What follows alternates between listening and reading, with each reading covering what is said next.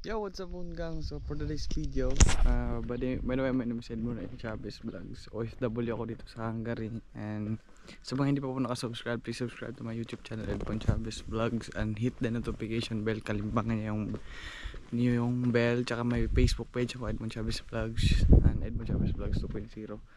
So our topic for today, may nagko-question dito if may pathway ba ng permanent residency, unlimited renewal ba dyan? So may pathway ba dito na maging permanent residency? Sa pagkakaalam ko wala eh. Kasi tapos ano pa, unlimited renewal ba dito sa Hungary? Kung magtatanong kayo sa akin kung unlimited renewal ba dito sa Hungary, which is hindi po unlimited. 2+1 lang po dito sa Hungary. So 2 years na kontrata, then if the company nagaganda sa performance mo, so i-renew ka nila, bibigyan ka ng 1 year na continuous working sa pagtatrabaho sa company nila. After 3 years, whether you like it or not, uwi ka talaga ng Pilipinas.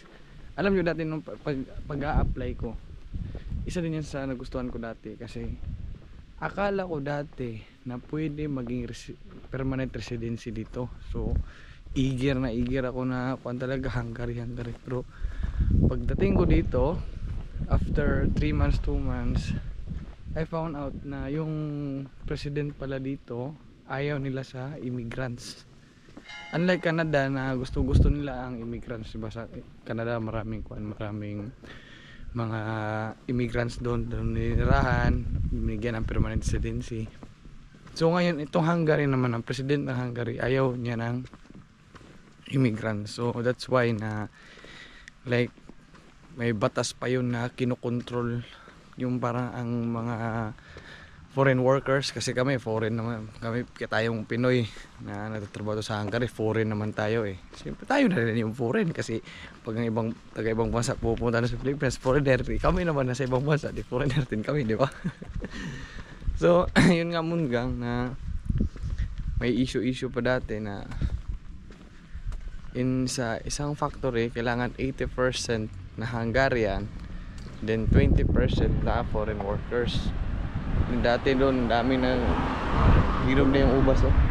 Nagbabawas talaga ng kumpanya na maraming empleyado talaga, munggang din yamunda. Then about sa permanent residency, hindi talaga maka-permanent residency dito munggang.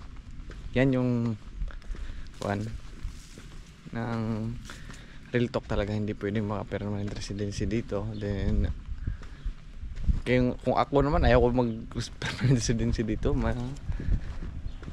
For me, ayaw ko mag-permanent residency dito kasi may mga mas better pa na company. Pero I love Hungary. Gusto ko yung Budapest. Maganda yung lugar. Then yun nga lang, basta hindi siya pwede mag-permanent residency dito. Ano pa ba?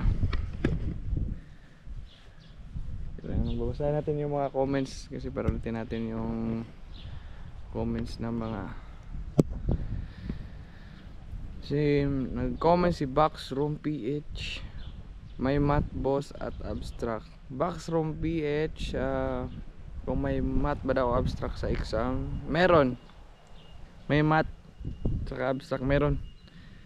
Pero don't worry naman, kasi like sa experience ko naman dati, Backsroom PH, nung pag-exam namin dati, kinakabahan talaga ako dyan kasi exam ba, baka mabagsak ko, ganito, overthink. Pero dati naman tinulungan kami ng agency ng makapasa sa exam. Then yun nga, then bali yung poproblemahon mo na lang yung interview, pero hindi lahat, kasi may iba din naman pala hindi sila nagtuturo. Math at abstract meron.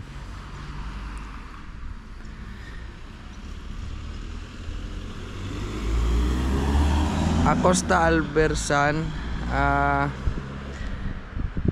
Boss Beas, Hindi mo na ako gagawa ng content na ganyan ha. Sa sahod reveal. Gawa lang ako ng video na about sa sahod reveal ngayon, hindi muna. Wala, trip ko lang.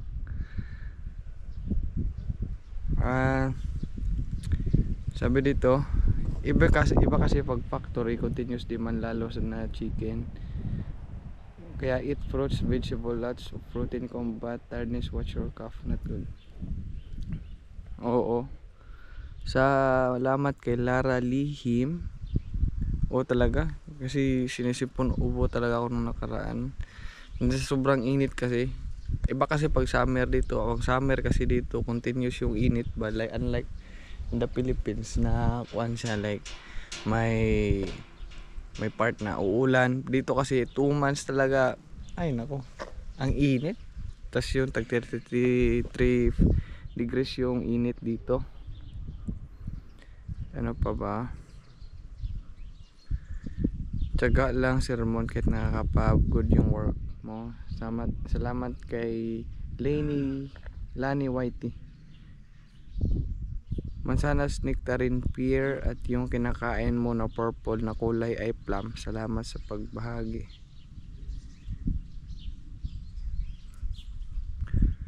Hello Ed, that dark blue fruit is type of plum called brown plums. It's ripe, can be truly delicious, and in the store can be bought in small packs as fruits as well. We can call them prawns. Diba ba? Nag-apply ako idols sa Peridot Pip ko na exam kami 3 days sama kami 3 days ko yung makapasok ko. That's nice. iPams may nag-comment dito si Jack Hanayama. iPams oy tama, ang iPams agency nga po pala yung walang placement fee. iPams agency ang walang placement fee. Ano pa ba? So back to topic tayo about sa permanent residency. Yun nga mungang bawal ito, hindi pwede permanent residency dito kasi yan yung batas eh. Strict talaga sa permanent residency din. Gawa din ng maraming mga Pilipino na nagra-run away. So hindi mo rin masisisi yung ibang Pilipino na nagra-run away. So the possible reasons bakit sila nagra-run away, number 1 naman talaga sa sahod. If ang tao kasi pag malaki hindi naman malaki, maganda ang pagpapasahod sa isang kumpanya, kahit mahirap yung trabaho, hindi yan magra-run away. So if may kumpanya like for example isang kumpanya na mag-factory, nakakapagod yung trabaho, minsan yung overtime hindi parang yung sahod na gusto nila hindi na yung parang yung expectation ba hindi ba, then yun talaga yung mga reason na kung bakit ayaw nagra-run away sila. Ganun, hindi natin sila ma-blame kasi like sa amin dito, mga katrabaho ko sa chicken factory nung nakaraan past 2 weeks ata, I don't know, 1 week, maybe 1 week siguro. May nag-run away 3. Sa isip ko hindi ko na masisisi kung ba't nag-run away sila, dahil nga maliit ang di naman, kung i-compare natin sa Pilipinas, mas malaki pa rin dito. Pero like kung dito nagtatrabaho, yung i-compare natin sa ibang sahod ng mga Pilipino dito, mas malaki yung iba. So yun yung reason na kung ba't nag-run away. Pero kung ako naman pag ang tawag nito, about naman opinion ko about sa pag-run away, hindi talaga maganda eh. Lalo na ako na content creator ako, tapos ganyan yung gagawin ko. I don't know, siguro pagkatapos ng kontrata saka mag cross country, ganun siguro tapusin talaga ang kontrata. Hindi mo tinapos yung kontrata tapos umalis ka na sa bansa na yan, hindi maganda yun. Dapat tapusin mo yung kontrata, yung pinirmahan nyo, kasi wala naman tayong control eh kung punta ka sa magaan na trabaho, sa mabigat. Ang importante tapusin mo yung kontrata para walang breach of contract pa na hindi mo tinapos tapos umalis ka ba. Kasi siyempre tinanggap ka nila lang maayos, maganda yung outcome, nakapunta kasi ibang bansa. Kasi dito Hungary, Europe, hindi po talaga basta-basta makakapunta ng Europe sa totoo lang. Kaya nung dati nag-a-apply ako, nung nakita ko itong Hungary, ginag-grab ko na talaga yung opportunity na makapunta dito, na hindi ko sasayangin ba, kasi parang for me it's a big achievement sa buhay ko na makapunta dito sa Europe. Pwede akong gumala sa Switzerland, pwede akong gumala sa Paris, France, Vienna, Austria, Croatia, Czech Republic. Pero ngayon hindi ko pa nagagawa na gumala kasi may priorities pa ako na like sa akin, nagpapagawa ako ng munting bahay namin. Yan lang. Pero hindi, katagalan gagala din ako kasi enjoy life. Kasi andito ako, enjoy ko yung life ko. Kasi once in a lifetime lang na may opportunity na makapunta dito sa Europe. So yan naman Moongang, maraming salamat po sa panonood ng videos ko. Please don't forget, shoutout nga pala sa Team Moongang. And kung may questions and clarifications kayo, violent reactions, mag-comment kayo dito. Kung may tanong kayo, din sasagutin ko yan Moongang, sa own idea ko lang din. Tsaka shoutout sa mga Team Moongang lagi nanonood, lalo na sa mga taong tumatapos talaga na videos ko. So I would like to promote my YouTube channel, Edmond Chavez Vlogs. Hit the notification bell, kalimbangin niyo yung bell Moongang para every time na mag-upload ako ma-notify kayo. Tsaka yung Facebook page ko, I have 2 Facebook page, Edmond Chavez Vlogs, tsaka Edmond Chavez Vlogs 2.0, TikTok Edmond Chavez, Instagram Edmond Chavez. So yun lang man Moongang, have a nice day.